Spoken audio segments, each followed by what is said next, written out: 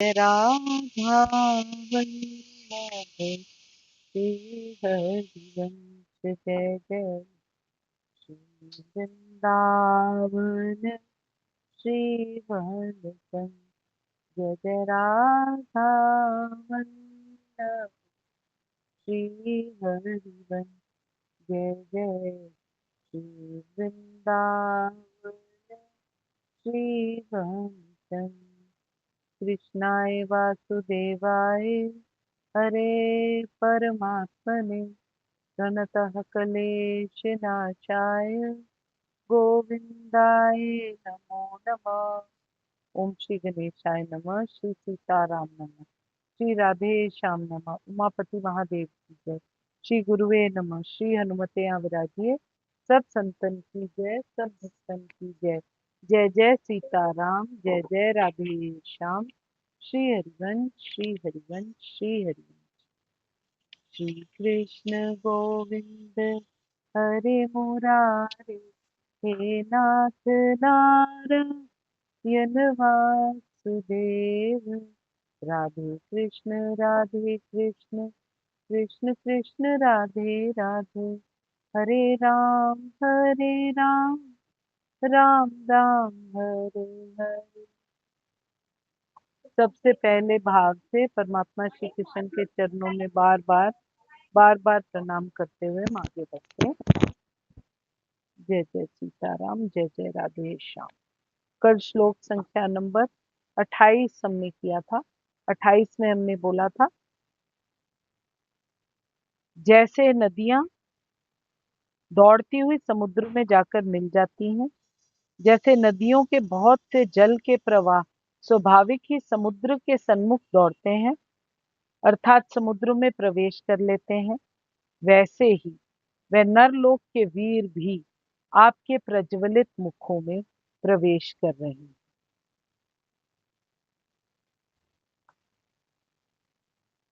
अर्जुन ने देखा कि कौरव और उनके साथी सभी राजा और उनकी जो सेनाएं हैं वो भगवान जी के मुख में चले जा रहे हैं।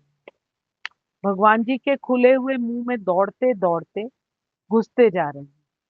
कई उनके दांतों में पिस कर चूर चूर होते जा रहे हैं। वैसे ही जैसे नदी का पानी समुद्र में बहकर समा जाता है, जैसे जलती हुई आग में कीड़े उड़ उड़ कर जलते रहते हैं। अर्जुन का डर बढ़ता जा रहा था, पर भगवान जी तो ये बताना चाहते थे कि मनुष्य को जीवन की सुंदरता और भयंकरता दोनों को एक्सेप्ट करने की और देखने की हिम्मत रखनी चाहिए। अगर अच्छाई है तो उसके साथ बुराई जरूर है। अर्जुन को लगा कि यदि मैं भगवान जी से अब ये प्रश्न पूछ लूं तो ये बोलेंगे और मेरा सब डर समाप्त हो जाएगा। तो उन्होंने भगवान जी से अब ये सवाल पूछा कि भगवान जी आप कौन हैं? आपको नमस्कार करके मैं जानना चाहता हूँ कि ये आपका कौन सा रूप है। भगवान जी अब आगे उसको क्या बोलते हैं, श्लोक संख्या नंबर 30। हे विष्णु, मैं देखता हूँ कि आप अपने प्रज्वलित मुखों से सभी दिशाओं के लोगों को निकले जा रहे हैं। आप सारे ब्रह्मांड को अपने तेज से आपूरित करके अपने विकराल झुलसती किरणों सहित प्रकट हो रहे हैं। क्या बोलता है अर्जुन 29 श्लोक में, जैसे पतंगे मोहवश नष्ट होने के लिए प्रज्वलित अग्नि में अति वेग से दौड़ते हुए प्रवेश करते हैं, वैसे ही ये सब लोग भी अपने नाश के लिए आपके मुखों में अति वेग से दौड़ते हुए प्रवेश कर रहे हैं। मैं समस्त लोगों को पूर्ण वेग से आपके मुख में उसी तरह प्रविष्ट होता देख रहा हूं जिस प्रकार पतंगे अपने विनाश के लिए प्रज्वलित अग्नि में कूद पड़ते हैं।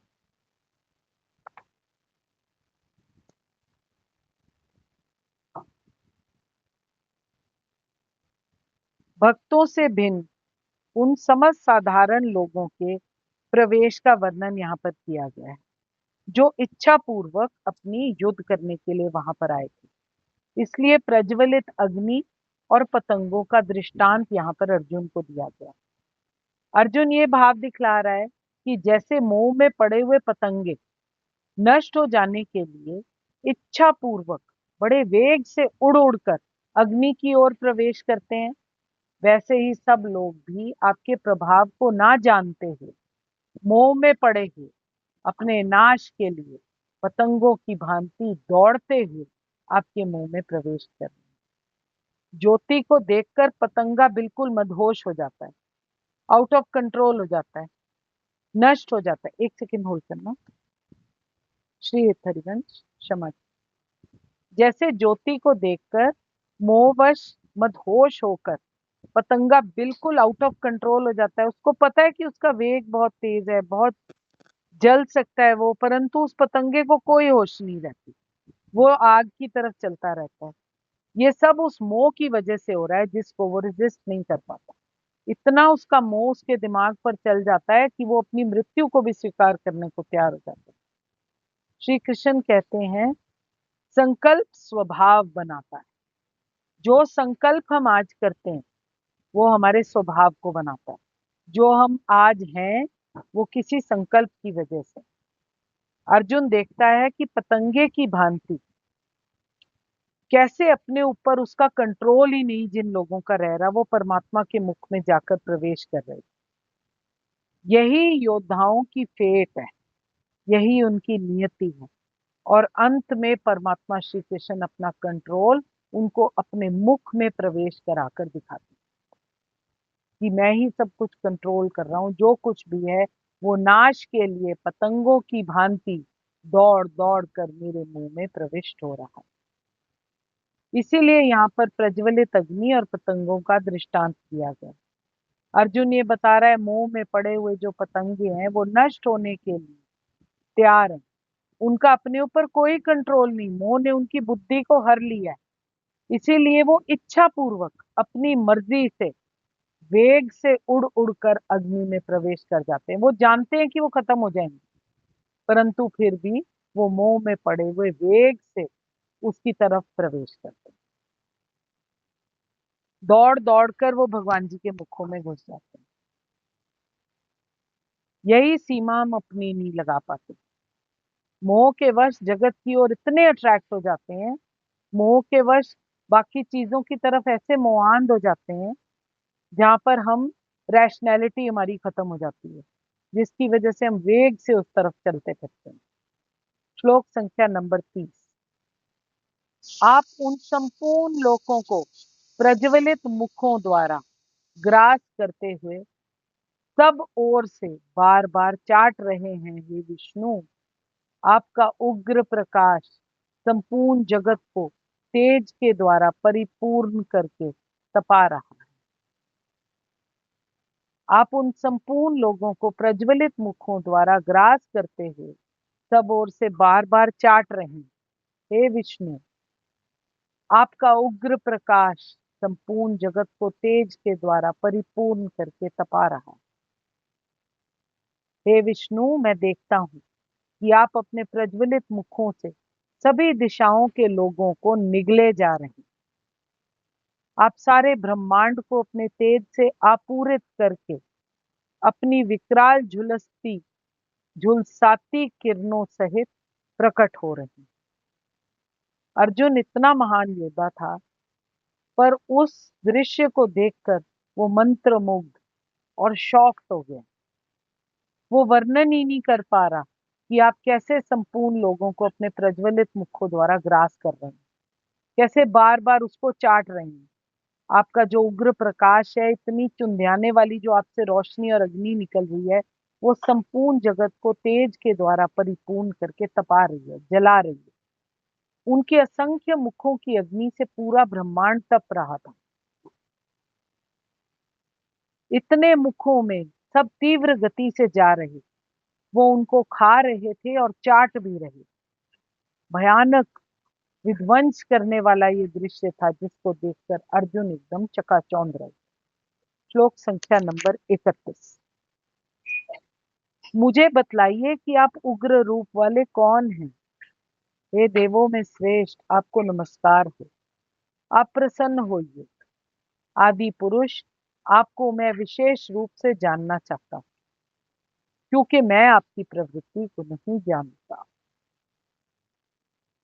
हे देवेश, कृपा करके मुझे बताइए कि इतने उग्र रूप में आप कौन हैं। मैं आपको नमस्कार करता हूँ, कृपा करके मुझ पर प्रसन्न हो। आप आदि भगवान हैं। मैं आपको जानना चाहता हूँ, क्योंकि मैं ये नहीं जान पा रहा हूँ कि आपका प्रयोजन है क्या। उसको कुछ भगवान जी के बारे में समझ नहीं आ रहा, केवल प्रज्वलित अग्नि दिख रही है, केवल जलते मुख दिख रहे हैं, केवल पिसते हुए लोग दिखाई दे रहे हैं। उसको समझ ही नहीं आ रहा कि ये हो क्या रहा है। अर्जुन ये तो जानते थे कि भगवान श्री कृष्ण अपनी योग शक्ति से मुझे अपना विश्व रूप दिखला रहे हैं। फिर उन्होंने ये क्यों पूछा कि आप उग्र रूपधारी कौन है। अर्जुन ये जानता था कि उग्र रूप में तो श्री कृष्ण ही है, परंतु इस भयंकर रूप को देखकर उसके मन में ये जानने की अब इच्छा हो गई कि ये श्री कृष्ण वस्तुतः है कौन, जो इस प्रकार से भयंकर रूप भी धारण कर सकते हैं। इसलिए उन्होंने ये भी कहा कि आप आदि पुरुष को मैं विशेष रूप से जानना चाहता हूँ। हे परमात्मा, आप मुझे अपना विशेष रूप दिखला दीजिए। जो देवताओं में सर्वश्रेष्ठ हो उसको देववर कहा जाता है। इसीलिए यहाँ पर अर्जुन भगवान जी को देववर नाम से संबोधित करता है। उनके ईश्वरत्व को प्रकट करता है। उनके ईश्वरत्व को व्यक्त करके वो उनको बार बार नमस्कार कर रहा है, तथा उनके भयानक रूप को देखकर कहीं अर्जुन बहुत भयभीत हो गए। अतः वो उनको पूरी प्रसन्न करने की चेष्टा कर रहे हैं, किसी तरीके से उनसे प्रार्थना कर रहे हैं कि वो खुश रहे। इससे अर्जुन ये भाव दिखला रहे हैं कि ये इतना भयंकर रूप, जिसमें कौरव पक्ष के और हमारे प्राय सभी योद्धा प्रत्यक्ष नष्ट होते दिखलाई दे रहे हैं, आप मुझे किस लिए दिखला रहे हैं, तथा आप निकट भविष्य में आप करना क्या चाहते हैं। इस रहस्य को मैं नहीं समझ पा रहा हूँ, अर्जुन कहते हैं। अतएव आप कृपा करके इस रहस्य को खोल कर बतलाइए। जय जय सीताराम, जय जय राधे श्याम। श्लोक संख्या नंबर 31 पर हमने विश्राम किया। मैं आज की वार्ता श्री जी के चरणों में निवेदन करते हुए महाराज जी के चरणों में प्रणाम, आपके हृदय स्थित प्रभु भाव प्रभु को नमन। मैं अनपढ़ अल्पज्ञ इस गहन विषय को छूने का साहस नहीं कर सकती थी, इतनी क्षमता नहीं है मेरी। इसमें जो भी त्रुटियां, हल्कापन या कमियां हो, वो मेरी अल्पज्ञता या अपात्रता के कारण है। हे प्रभु, मुझे विज्ञ जन समझकर आप क्षमा कर दीजिएगा। जो कुछ भी इसमें अच्छा है वो मेरे सतगुरु महाराज, मेरे ताज चरण का प्रसाद है, उसको स्वीकार करिए। यदि किसी को अच्छा लगे तो ठाकुर जी से प्रार्थना करने की कृपा कीजिएगा। मुझे रसरूपा भक्ति प्राप्त हो, हम सबको रसरूपा भक्ति प्राप्त हो। मैं आपके हृदय प्रेम प्रभु को नमस्कार करती हूँ। कोई भूल त्रुटि हो तो कृपया मुझे क्षमा कीजिए। जय जय श्री हित हरिवंश, श्री हित हरिवंश, श्री हित हरिवंश। राम राम जी सबको। जय जय राम। राम राम जी। राम बेटा, सबको राम राम राम जी, राम राम जी सबको राम राम जी।